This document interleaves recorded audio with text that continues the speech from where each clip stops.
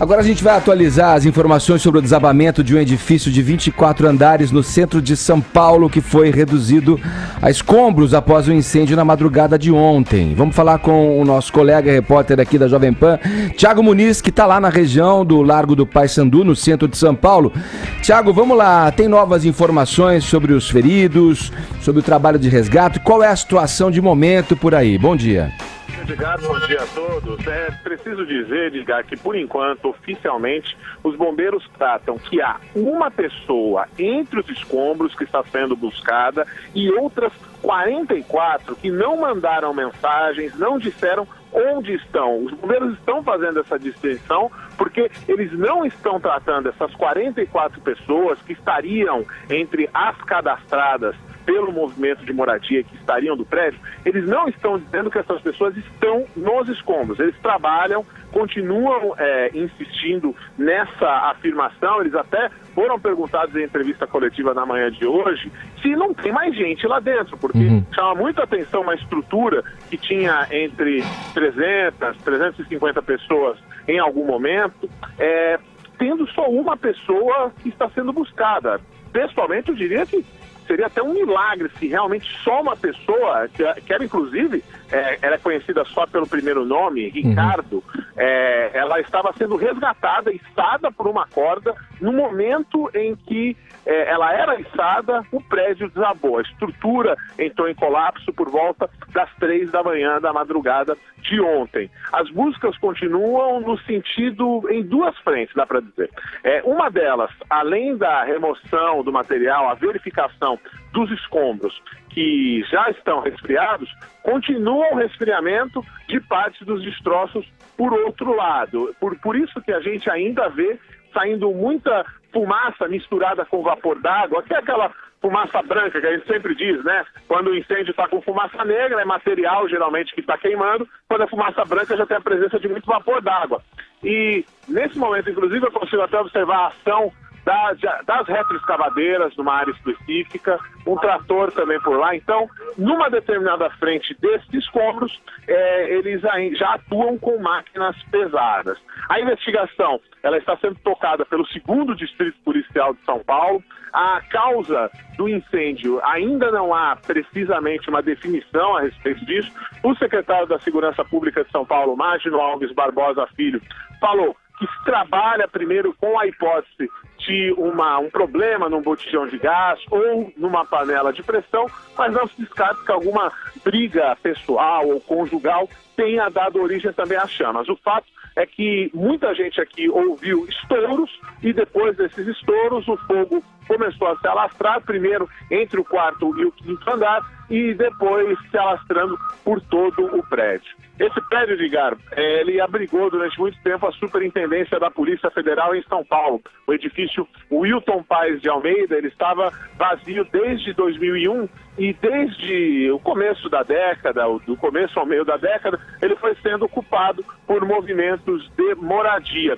A história da posse desse prédio é motivo de uma certa confusão, porque ele pertence de fato à União, depois ele foi cedido à Prefeitura, aí a Prefeitura viu que não ia aproveitar a área, acabou devolvendo à União, e nesse vai e vem, ninguém ocupava a área. Esse prédio, que aliás é uma estrutura com fins mais comerciais, ele não é apto à moradia. Sim. Os movimentos aqui tinham que fazer adequações de várias formas, e adequações, com perdão da expressão coloquial, muitas vezes terão a gambiarra mesmo, e dão possibilidade para que esses casos aconteçam. Então tem essa questão da posse que não está definida, e agora, depois do desastre, ontem a Prefeitura anunciou que pretende inspecionar em até 45 dias outros 70 prédios que estão ocupados ao longo da capital paulista. Esse é o panorama por aqui e o que as autoridades vêm dizendo até agora, Edgar.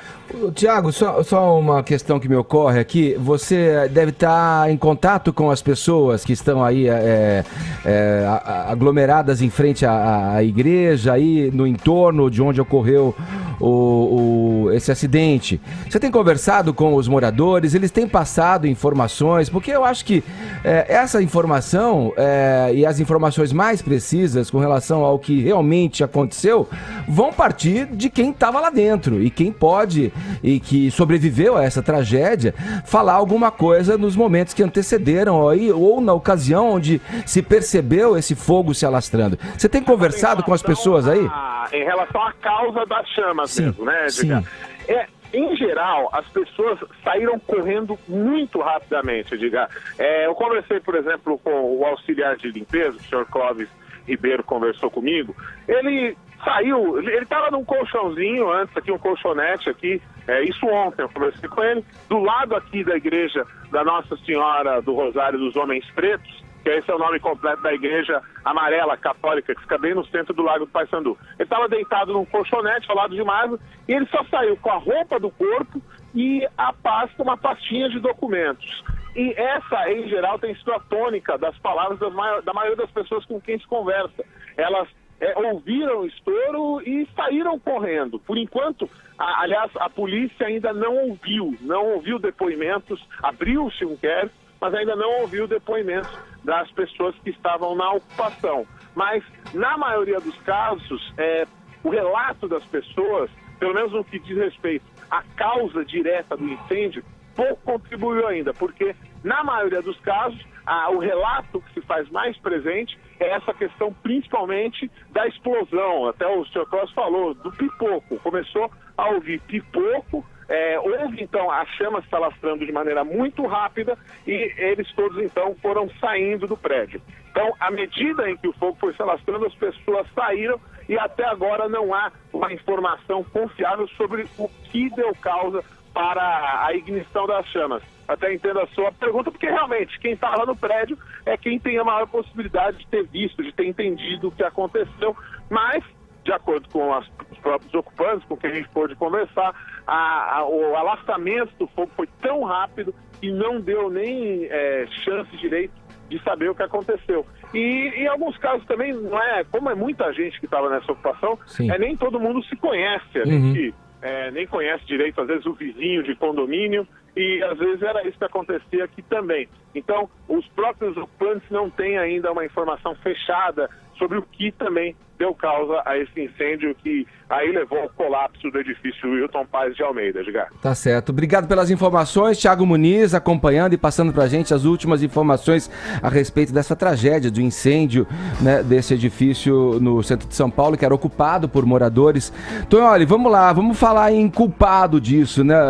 Onde a gente já falou em diversas situações, em casos diferentes. Por exemplo, no assassinato da Marielle, né, a vereadora no Rio de Janeiro, a gente falou, onde falta o Estado, né, o poder paralelo toma conta, e toma conta exatamente pelo fruto desse descaso de quem está no poder, dessa negligência de quem está no poder. Há uma necessidade primordial e garantida constitucionalmente, que é o direito à moradia, né? E a negação dessa necessidade, ela esmaga com qualquer tipo de tentativa racional de se explicar, ela esmaga com a razão. Quando você tem uma necessidade, você não vai pensar duas vezes antes de ocupar. Quer dizer, se tem alguém que não é culpado nessa história, é quem estava lá, morando naquele prédio. Qual é a tua opinião? Minha opinião é contrária à sua. Eu acho que os culpados são as pessoas que estavam morando naquele prédio e, nesse sentido, eu endosso o que com 19 horas de atraso falou o João Dória, que os culpados são aqueles, por uma questão muito simples. Eu vou tentar me explicar. Antes de eu me explicar, eu vou colocar aqui uma memória afetiva que eu tenho com relação a esse prédio. Eu comecei a frequentar esse prédio em 1985, Edgar, quando se faziam nesse prédio as investigações sobre o encontro da ossada do carrasco nazista Joseph Mengele, que fazia funcionava experimentos, como a Polícia Federal, né? Fazia experimentos com cobaias humanas no campo de concentração de Auschwitz. Uma coisa que não saiu na mídia é que os 35 mafiosos italianos mais procurados no mundo foram encontrados no Brasil, incluindo Tommaso Busquetta, que deu origem à Operação Mãos Limpas, e que ficou preso nesse prédio, assim como esses 35 mafiosos. Outro que foi preso lá é esse prêmio Nobel da Paz que está no Brasil, o Adolfo Pérez Esquivel, que agora apoia o Lula, foi preso lá em 79 por criticar a anistia dada aos militares. Ficou preso lá também, Edgar, o narco-general boliviano Garcia Meza, que em 1980 deu um golpe de Estado apoiado pelo narcoterrorismo lá na Bolívia. Então é um prédio que era... Por que eu estou contando essa história? Esse prédio tinha uma importância no Brasil sem par. E inadequado para moradia, né? E o que acontece? Com outra função. Ele era um prédio oco. Eu passei boa parte da minha vida ali, quase 20 anos frequentando esse prédio. Era um prédio absolutamente oco. E a culpa é desses movimentos ditos populares que cobram 400 ou 200 reais às pessoas para colocá-las em lugares inadequados. Eu fiz uma conta rápida aqui, estima-se que 150 famílias pagavam aluguéis ali, que variavam de 80, 100 reais a 400, 450 reais. Se você fizer uma média de 200 reais por família, você vai chegar a 30 mil reais por mês que essa organização arrecadava. Eu me pergunto agora onde estão os chefes dessas organizações que davam inclusive boletos de pagamento. Na verdade, a gente está vivendo, isso que é o claro desse episódio, a gente vive uma lei da selva. Por que você não tinha nenhuma autoridade preocupada com quem estava lá?